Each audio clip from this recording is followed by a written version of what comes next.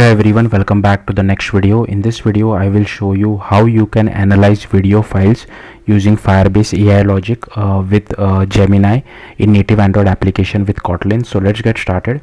So first I'll just show you guys the output. So here is the output running. I'm mirroring my device using Android Studio, so make sure you run it on your real device and make sure you have connected to the internet. If you are not connected to your internet or Wi-Fi, the application will crash. So that's the very important thing. So I'll just click on this pick video. It will open the video picker for me and I'll just select the one of those videos. Now it does take a bit of time. It will depend on how big your video is. So if you want, you can display a progress bar to the user as well. Also I'm using XML layout. I'm not using Jetpack Compose, but you can use the same logic with Jetpack Compose as well. There is nothing really changes, like there is no UI logic over here. Everything is business logic. So let's just wait for this here you can see it has finally given me the output. So this video is an advertisement for Chromecast showcasing its ability to cast content from mobile device to a TV. So this is how you can analyze content from a video or generate a video to text with the help of Firebase AI logic. So as usual, I'll just close everything for now, then I'll just tell you step by step what you need to do. So first, once you create an Android project either using XML layout or Jetpack Compose, you need to go to android manifest.xml and then firstly you need to add this internet permission. This is very important because I keep forgetting this stuff. Then inside activity underscore main, so here if you are using Jetpack Compose, you will have to do this via Jetpack Compose. I'm using XML layout. So here I have just created one button inside constraint layout for picking a video and one text view for displaying the text which we get from the video by after analyzing it. So that's all I have done over here. Then let's go to the Firebase console to create a Firebase project first. So here you can click on create a new Firebase project. You can give a name whatever you feel like. I'll just give it as my app 2 because I have already created a Firebase project for this Android project, but again I'll create it just to show it to you. I'll click on continue, then here I'll just click on continue again. I don't want Google Analytics, so I will just disable it and I'll just click on create project over here. So let's just wait for this to finish.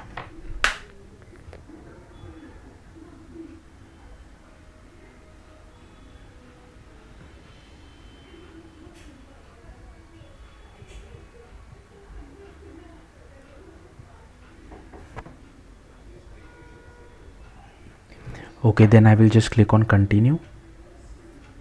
Then here I will just select Android. Here you will have to enter your package name. So to get your package name, go to build.gradle and here you will copy this particular package name which you have, whatever you see inside this namespace. The namespace and application ID are more or less, they are exactly the same, not more or less, they are the same. Then just click on register app. Let's just wait. Then here we just need to download this google services.json file. Now we need to drag and drop this google services.json file inside the app folder. I have already done it. So to do that, you first need to go to the project directory. Do not do it from the Android like the drop down. You have to select the project directory. Then here you will have to select like open this app and drag and drop your google services.json file. So here you can see I have already dragged and dropped it over here. Okay, then you need to click on next again and then you need to copy this particular ID. You need again, we'll go back to Android drop down. Then here you need to go to build.gradle.kts and paste it over here. Then scroll down, you need to copy this particular ID as well.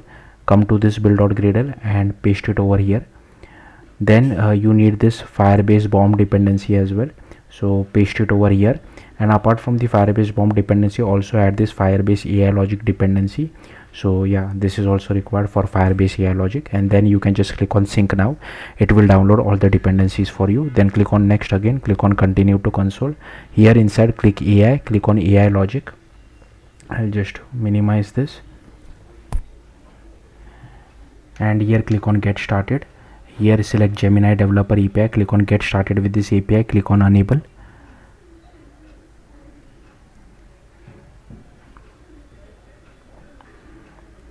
Let's just wait. and here you can click on continue. So your Firebase AI logic has been enabled. Now let's see the actual main logic. So you need to go to main activity. I'll just scroll up, and first I'll show you guys all the imports which I have. So I'll just remove the dead imports. I think it is called optimize imports. So here these are all the imports. First you need to copy all these imports. Then here we have one variable for our button and one for our text view. Then here we are initializing our Gemini model. So at the time of me recording this, the latest version is Gemini 2.5 Flash. So make sure you check the documentation. If you are watching way in the future, by the time I have published this video, you might have to update this particular version as well. We'll come back to this particular bit of code later. Then inside on create, we just initialize our button as well as initialize our text view. Then on click off of the button, we launch our video picker. Here you can see we are filtering by videos only. So once the user picks a video, the callback comes over here. So we are using register for activity result, pick visual media. Here we get the URL of the picked video. Then here I'm just checking whether it is not equal to null or not. Then here we have to make use of coroutines. So on the IO thread, first we get hold of our content resolver. Then we just do content resolver dot open input stream, passing our media URI dot use, and here we get the stream, and here we just do stream dot let, we read the bytes out of it, and here we use the content method from Firebase AI logic.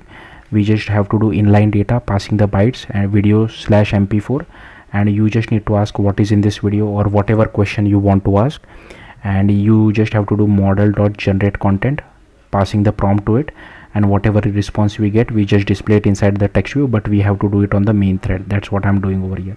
And these are all the ending curly braces, and this is the catch exception as well. So yeah, that's all there is to it. Again, make sure you have proper internet connection and test it on a real device, otherwise your app will crash after picking the video. So yeah, that's all there is to it. Thank you for watching. Bye.